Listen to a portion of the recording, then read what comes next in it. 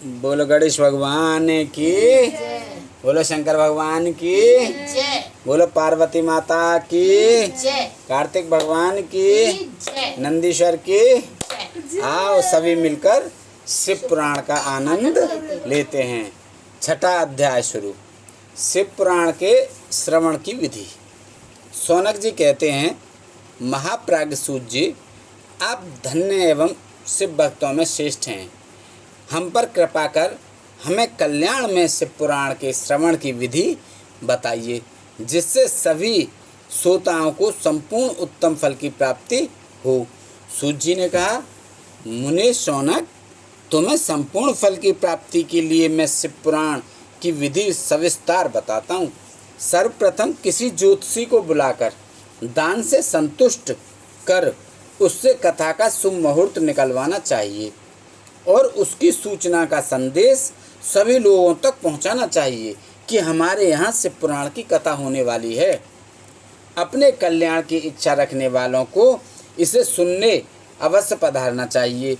देश देश में जो भी भगवान शिव के भक्त हों तथा शिव तत्व कथा के कीर्तन और श्रवण के उत्सुक हों, उन सभी को आदर पूर्वक बुलाना चाहिए, उनका आदर सत्कार करना चाहिए। शिव पुराण सुनने के लिए मंदिर, तीर्थ, वनप्रात अथवा घर में ही उत्तम स्थान का निर्माण करना चाहिए। केले के खम्भों से सुशोभित कथा मंडप तैयार कराएं। उसे सब ओर फल पुष्प सुंदर चंदोवे से अलंकृत करना चाहिए। चारों कोनों पर ध्वजा लगाकर उसे विभिन्न सामग्री से सुशोभित करें। भगवान शंकर के लिए भक्ति पूर्वक दिव्य आसन का निर्माण करना चाहिए तथा कथावाचक के लिए भी दिव्य आसन का निर्माण करना चाहिए। नियम पूर्वक कथा सुनने वालों के लिए भी सुयोग्य आसन की व्यवस्था करें तथा अन्य लोगों के बैठने की भी व्यवस्था करें। कथा बाँचने वाले विद्वान के प्रति कभी बुरी भावना न रखें। संसार में जन्म तथा गुणों के कारण बहुत से गुरु होते हैं, परंतु उन सब में पुराणों का ज्ञाता ही परम गुरु माना जाता है। पुराण वेक्ता पवित्र, शांत, साधु, ईर्ष्या पर विजय प्राप्त करने वाला, दयालु होना चाहिए। ऐसे गुणी मनुष्य को इस पुण्यमयी कथा को बाँचना चाहिए। सूर्य उदय से 3:30 पहर तक इसे बाँचने का उपयुक्त समय है। मध्याह्न काल में 2 घड़ी तक कथा बंद रखनी चाहिए ताकि लोग मलमूत्र का त्याग कर सकें। जिस दिन से कथा शुरू हो रही है उससे 1 दिन पहले व्रत ग्रहण करें। कथा के दिनों में प्रातः काल का नित्य कर्म संक्षेप में कर लेना चाहिए। वक्ता के पास उसकी सहायता हेतु एक विद्वान व्यक्ति को बैठना चाहिए जो कि सब प्रकार के संशयों को दूर कर लोगों को समझाने में कुशल हो। कथा में आने वाले विघ्नों को दूर करने के लिए सर्वप्रथम गणेश जी का पूजन करना चाहिए। भगवान शिव व शिव पुराण की भक्ति भाव से पूजा करें। तत्पश्चात श्रोता तन मन से शुद्ध होकर आदर पूर्वक शिव पुराण की कथा सुने। जो वक्ता और श्रोता अनेक प्रकार के कर्मों से भटक रहे हों, काम आदि 6 विकारों से युक्त हों, वे पुण्य के भागी नहीं हो सकते। जो मनुष्य अपनी सभी चिंताओं को भूलकर कथा में मन लगाते हैं, उन शुद्ध बुद्धि मनुष्यों को उत्तम फल की प्राप्ति होती है। छठा अध्याय समाप्त। बोलो शंकर भगवान की जय। 7वां अध्याय श्रोताओं द्वारा पालन किए जाने वाले नियम। सूत जी बोले, शौनक, शिव पुराण सुनने का व्रत लेने वाले पुरुषों के लिए जो नियम हैं उन्हें भक्ति पूर्वक सुनो। शिव पुराण की पुण्यमयी कथा नियम पूर्वक सुनने से बिना किसी विघ्न बाधा के उत्तम फल की प्राप्ति होती है। दीक्षा रहित मनुष्य को कथा सुनने का अधिकार नहीं है, अतः पहले वक्ता से दीक्षा ग्रहण करनी चाहिए।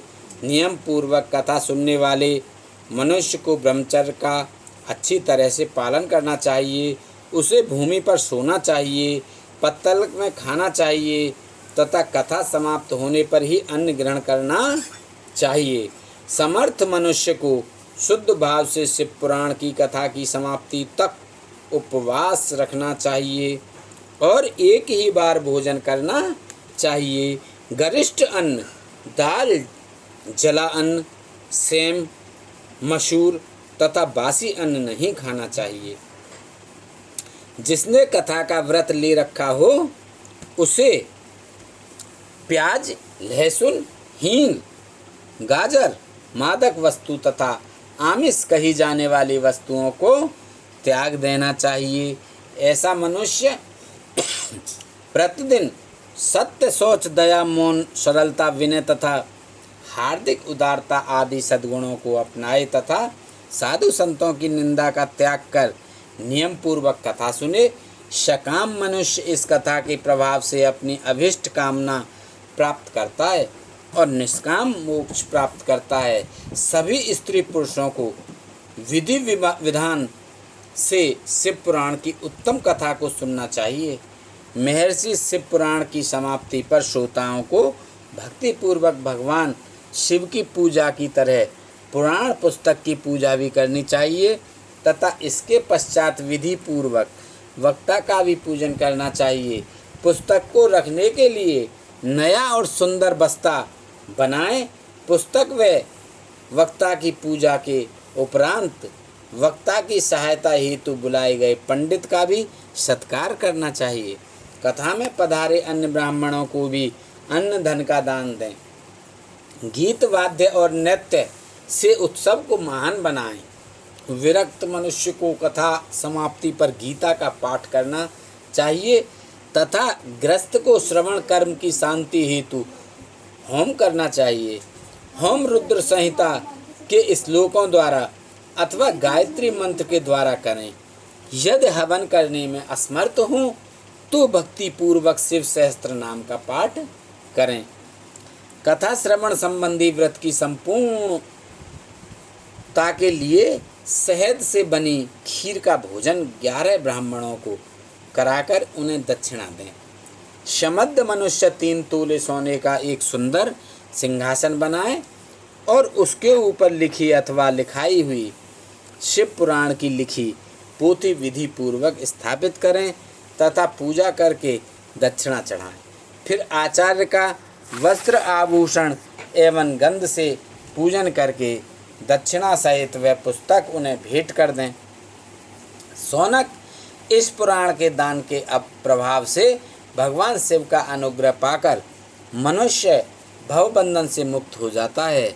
शिव पुराण को विधि पूर्वक संपन्न करने पर यह संपूर्ण फल देता है तथा भोग और मोक्ष प्रदान करता है। मुने शिव पुराण का सारा महात्म्य जो संपूर्ण फल देने वाला है मैंने तुम्हें सुना दिया है। अब आप और क्या सुनना चाहते हो? श्रीमान, शिव पुराण सभी पुराणों के माथे का तिलक है। जो मनुष्य सदा भगवान शिव का ध्यान करते हैं, जिनकी वाणी शिव के गुणों की स्तुति करती है और जिनके दोनों कान उनकी कथा सुनते हैं, उनका जीवन सफल हो जाता है। वे संसार सागर से पार हो जाते हैं। ऐसे लोग इहलोक और परलोक में सदा सुखी रहते हैं। भगवान शिव के सच्चिदानंदमय स्वरूप का स्पर्श पाकर ही समस्त प्रकार के कष्टों का निवारण हो जाता है। उनकी महिमा जगत के बाहर और भीतर दोनों जगह विद्यमान है। उन अनंत आनंद रूप परम शिव की मैं शरण लेता हूँ। बोलो शंकर भगवान की जय। 7वां अध्याय समाप्त। शिव पुराण विद्वेश्वर संहिता पहला अध्याय।